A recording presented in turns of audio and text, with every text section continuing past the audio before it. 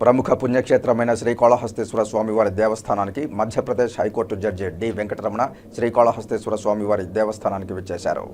వీరికి ఆలయ ఏఈఓ సతీష్ మాలిక్ స్వాగతం పలికి ప్రత్యేక రాహుకేతు పూజలు నిర్వహింపజేశారు.